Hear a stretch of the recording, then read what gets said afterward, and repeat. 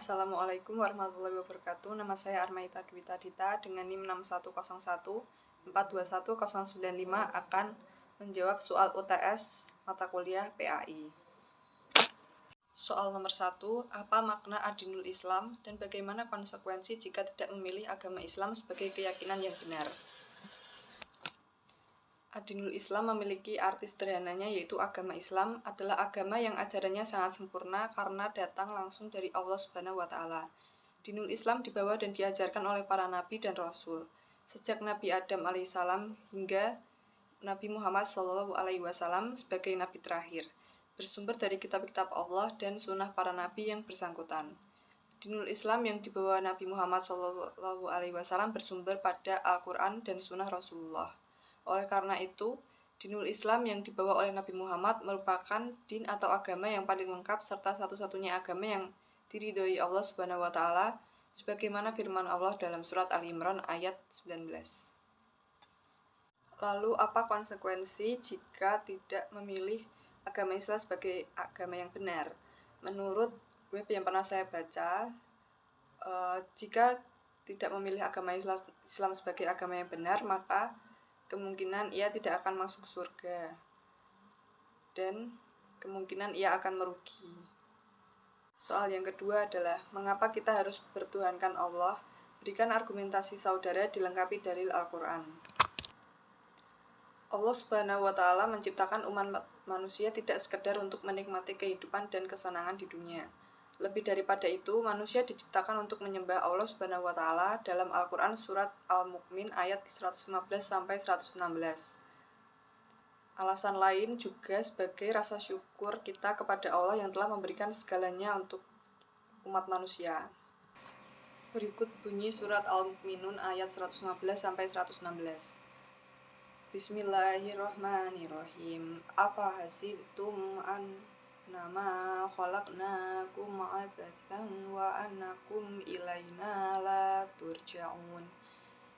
Maka apakah kamu mengira bahwa sesungguhnya kami menciptakan kamu secara main-main saja dan bahwa kamu tidak akan mengembalikan kepada kami? Fata'alallahul malikul haq, la ilaha illa huwa rabbul arsyil karim. Maka maha tinggi Allah, Raja yang sebenarnya tidak ada Tuhan selain Dia, Tuhan yang mempunyai arsy yang mulia. Soal yang ketiga, apa makna khalifah Allah di bumi dan apa saja tugas manusia sebagai khalifah? Jawabannya, khalifah yang berarti pemimpin dapat dimaknai sebagai tugas manusia dalam memimpin dirinya, keluarga, masyarakat, dan negara.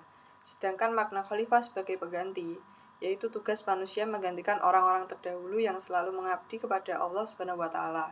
Makna ini dapat diwujudkan dengan mengikuti semua perintahnya dan menjauhi semua larangannya. Tugas manusia sebagai khalifah. Tugas dari seorang khalifah menjadikan perlindungan bagi umat dan menjaga kelestarian alam atau ekosistem, sehingga khalifah dan umat terus bersatu dan saling mencintai guna menjalankan kehidupan sesuai dengan syariat Islam dan keberlangsungan hidup. Soal yang keempat, apa makna hukum Islam dan jelaskan sumber-sumber hukum Islam dan berikan argumentasi atau dalil tentang sumber hukum Islam tersebut. Jawabannya, pengertian hukum Islam atau syariat Islam adalah sistem kaidah-kaidah yang didasarkan pada wahyu Allah Subhanahu wa Ta'ala dan sunnah Rasul mengenai tingkah laku mukhalaf atau orang yang sudah dapat dibebani kewajiban, yang diakui dan diyakini, yang mengikat bagi semua pemeluknya. Sumber-sumber hukum Islam ada 4, yaitu pertama Al-Quran. Al-Quran adalah sumber hukum Islam yang pertama, sebuah kitab suci umat muslim yang diturunkan kepada Nabi terakhir, yaitu Nabi Muhammad SAW melalui malaikat Jibril. Yang kedua adalah Al-Hadis.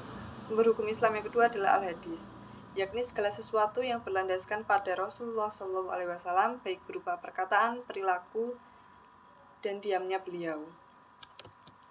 Yang ketiga ada Ijma.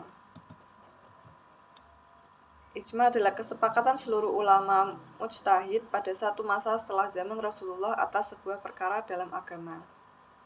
Yang keempat adalah qiyas.